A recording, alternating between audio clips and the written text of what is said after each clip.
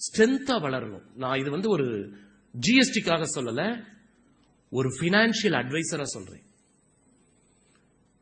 நீங்க 1 கோடி ரூபாய் வியாபாரம் பண்ணி 10 லட்சம் ரூபாய் இன்கம் ஏர்ன் பண்ணி 1,30,000 ரூபாய் டாக்ஸ் கட்டிட்டீங்கன்னா, ஒரு உதாரணத்தை சொல்றது, வருமான வரியே கிடையாது, ஒரே வியாபாரம், நான் அந்த ஜிஎஸ்டிலே போக வேண்டாம், நான் அதனால நீங்க பண்ணுங்க, உங்களுக்கு எல்லா பெனிஃபிட் கொடுத்துறாங்க. இந்த அரசாங்கம் என்ன சொல்றது? உங்கள்கிட்ட 10 லட்சம் ரூபாய் வருமானம் இருக்கா, நீங்க ஒரு வீடு வாங்குங்க, 75 லட்சம் ரூபாய் நான் கடனா தரேன்.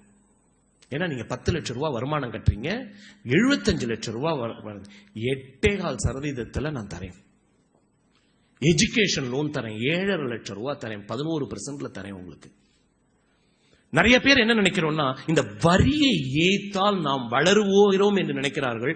நீங்க உங்களுடைய business operating cost and financing cost கூடிக்கிட்டே போறது. லோ காஸ்ட் இன்ட்ரெஸ்ட் உங்களால வாங்கவே முடியல. ஏன்னா நான் எதுக்கு சொல்ல வரேன்னா, நீங்க வியாபாரம் வளரணுங்க, வெர்டிகலா வளரணும், இப்படி வளரக்கூடாது. டாக்டரே என்ன சொல்லுவாருன்னா, இப்படி வளர்ந்தீங்கன்னா உடம்புக்கு கஷ்டம் அப்படிம்பாரு. இப்படி வளரக்கூடாது, இப்படி வளரணும். அதனால தயவு செஞ்சு இந்த 20 லட்சம் ரூபாய்க்குள்ள வச்சுட்டாங்க, நான் ரிஜிஸ்ட்ரேஷன். இன்னொரு பாயிண்ட் சொல்லிடுறேன். அரசாங்கம் இன்றைக்கு இருக்கிற அரசாங்கம் இப்ப இந்த ஜிஎஸ்டி வரினால அரசாங்கம் சட்டத்தை மாத்திர முடியாது. தமிழ்நாடு கவர்மெண்ட் நினைச்சா உடனே ஒண்ணு மாத்திர முடியாது, கேரளா கவர்மெண்ட் நினைச்சா ஒண்ணுமே மாத்த முடியாது. அவங்களுடைய லோக்கல் ஆக்ட்ல அமெண்ட்மெண்ட் கொண்டு வரணும்னா கூட ஜிஎஸ்டி கவுன்சிலோட அப்ரூவல் வாங்கி தான் பண்ண முடியும். இதுல எல்லா அரசாங்கமும் இன்வால்வ், மத்திய மாநில அரசாங்கங்கள் இன்வால்வ். அப்படி இருக்கும்போது உங்களுக்கு அரசாங்கம் என்ன அஷூரன்ஸ் கொடுக்குன்னா, சாம்பிளுக்கு மேக்சிமம் 5% தான் வெரிஃபை பண்ணுவோம். 100 வியாபாரிகள் இருக்காங்கன்னா ஒரு 5 வியாபாரிகளோட கணக்கை நாங்க வெரிஃபை பண்ணுவோம் சாம்பிள் பேசிஸ்ல. 95% வியாபாரிகள் கணக்கை நாங்க அப்படியே அக்செப்ட் பண்ணிக்கிறோம். இது இன்னைக்கு இன்கம் டாக்ஸ்லயும் இருக்கு, இன்னைக்கு ஜிஎஸ்டிலையும் வரப்போகுது. அப்படிதான் அரசாங்கம் சொல்லிட்டு இருக்கு. ஏன் ரோட்ல போலீஸ்காரன் நிக்கிறான்னா, 100 வண்டி போச்சுன்னா ஒரு 4 வண்டியிலேயாவது லைசன்ஸ் இருக்கான்னு செக் பண்ணணும், அப்பதான் ஒரு போலீஸ்காரர். அதே மாதிரிதான். சோ அப்ப இதுல கம்ப்ளைன்ஸ் ப்ரொசீஜர் எடுத்து பாத்தீங்கன்னா, இன்னைக்கு 5ஆம் தேதி ஆணுனா போய் central exercise department central exercise கட்டுறோம், சர்வீஸ் டாக்ஸ் கட்டுறோம், 15ஆம் தேதி இஎஸ்ஐ பிஎஃப் கட்டுறோம், 20ஆம் தேதி சேல்ஸ் டாக்ஸ் கட்டுறோம். எல்லாத்துக்கும் வரிசையில கியூல நின்னுட்டே இருக்கோம், ரிட்டர்ன் ஃபைல் பண்ணிட்டே இருக்கோம். எல்லாத்துக்கும் ஒரே நாள் 20ஆம் தேதி.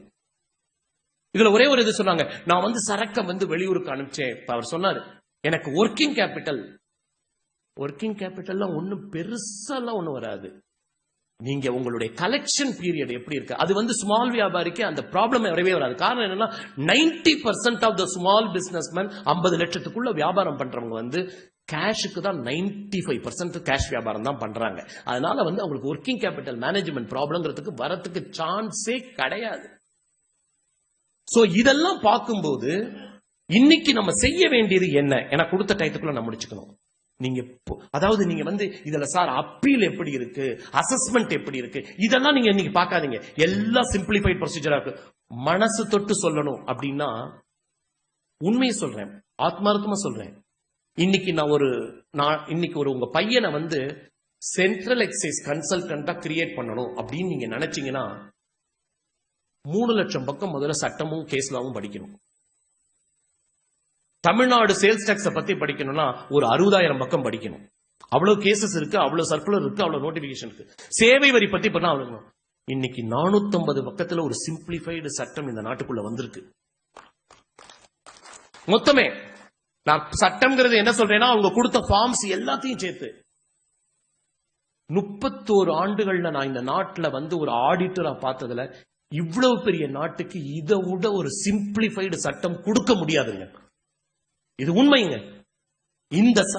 இதுல என்ன அப்படி வரும்னா, ஆரம்பத்துல கம்ப்யூட்டர் பண்ணும்போது ரெகன்சிலியேஷன் பண்ணும்போது இனிஷியல் டீத்திங் ப்ராப்ளம் வரலாம்.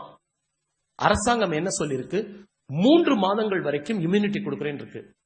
20 நாளைக்கு முன்னாடி minister of state mister Meghwal சென்னைக்கு வந்திருந்தாரு. அவரை பார்த்து பேசிட்டு இருந்தோம். அப்ப நாங்க சொன்ன, அவர் என்ன கேட்டார், சேகர் என்ன சொல்றீங்க அப்படின்னு கேட்டாரு. ஐயா, நீங்க பெரிய கம்பெனி மாத்திரம் பாக்குறீங்க, சிறு வியாபாரிகள் இருக்காங்க.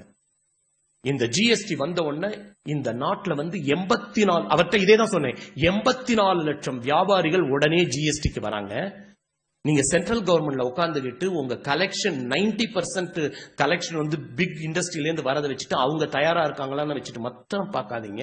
அவங்க வந்து அந்த 84 லட்சம் பேர்ல 1 லட்சத்துக்கு கீழானவர்கள், மீதி 83 லட்சம் பேர் கிட்டத்தட்ட சிறு வியாபாரிகள். இவங்களுக்கு நீங்க இம்யூனிட்டி வந்து மேக்சிமம் கொடுக்கணும் அப்படின்னு அரசாங்கத்திடம் எடுத்து சொல்லப்பட்டிருக்கிறது. இங்க இருக்கிற வியாபாரிகளுக்கு நான் ஒரு சின்ன விண்ணப்பம் என்ன சொல்லிட்டேன்னா, உங்களுடைய அதாவது தனி மனிதருக்கு ஒரு வியாபாரத்தில் ஒரு பிரச்சனைனா அரசாங்கம் வந்து இந்த ஜிஎஸ்டினால எனக்கு ஒரு 0.5% கூட கட்டலாம் மாற்ற முடியாது. இப்ப வந்து நீங்க பருப்பு வியாபார சங்கமா இருக்கலாம், இல்ல வந்து எண்ணெய் வியாபாரிகள் சங்கமா இருக்கலாம், இல்ல நீங்க எந்த ப்ராடக்ட் வேணா எடுத்துங்க. உங்களுக்கு பழைய சட்டத்திலிருந்து புதிய சட்டத்திற்கு மாறும்போது, ஏன்னா நிறைய டேக்கரா பண்ணிருக்காங்க. நீங்க 18% எடுத்து பாத்தீங்கன்னா பழசுல 12, பழசுல எக்ஸைஸ்ல 6, வேட்ல 12 இருந்திருக்கும், இல்ல 14 இருந்திருக்கும், இல்ல எக்ஸைஸ்ல 12 வேட்ல 6 இருக்கும், இல்ல எக்ஸைஸ்ல 6 வேட்ல 5 இருந்திருக்கும். அந்த மாதிரி தான் ரேட்டை பார்த்திருக்காங்க. எங்கேயாவது ஒரு இடத்துல நீங்கள் as a collective வியாபாரி உங்க, அதாவது இந்த ஒரு உதாரணம் சொல்றேன், நாங்க வந்து சார் நாங்க எல்லாரும் வந்து ஸ்கிராப் சேல் சார், முன்னாடி இப்படி இருந்துச்சு சார், இப்ப எங்களுக்கு இப்படி இருக்கு சார் அப்படின்னா, இதனால உங்களுக்கு அதிகபட்ச ரேட்டா இருக்கு அப்படின்னு நீங்க ஃபீல் பண்ணீங்கன்னா டிபார்ட்மெண்டல் வெப்சைட்ல கொரிக்கு இது பண்ணுங்க. அப்படி இல்லையா, நேரடியா ரெஸ்பான்ஸ் பண்ண முடியலையா, நீங்க தினமலர் நிர்வாகத்துக்கு சொல்லுங்க. வாரத்துக்கு 3 நாள் டெல்லி போயிட்டு இருக்கேன். ஜிஎஸ்டியை பத்தி அரசாங்கத்தோட நேரடி தொடர்புல பல விதங்கள்ல எடுத்துக்கிட்டு போயிட்டு இருக்கோம். ஏன்னா நான் வந்து சென்னையில இருக்கிற ஆடிட்டர் மட்டும் இல்ல, அகில இந்திய ஆடிட் கவுன்சில்ல மெம்பரா இருக்கிறதுனால எனக்கு வந்து டைரக்டா வந்து அரசாங்கத்திற்கு எடுத்துக்கு மந்திரிகள் லெவல்ல டைரக்டா எடுத்துட்டு கொண்டு இருக்க வாய்ப்பு இருக்கு. நீங்க என்ன கான்டாக்ட் பண்ணி இது பண்ண முடியாது, அவங்கள்ட்ட எடுத்துட்டு வந்தீங்கன்னா அவங்க கலெக்டிவா ஏதாவது இருந்ததுன்னா, நியாயமான கோரிக்கைகளா இருந்துக்கப்படும் பட்சத்தில் உங்களுடைய குறைகள் நேரடியாக அரசாங்கத்திற்கு எடுத்து செல்லப்படும் என்று தனி மனிதனாக உறுதியளிக்கிறேன் என்று கூறி விடைபெறுகிறேன். நன்றி, வணக்கம்.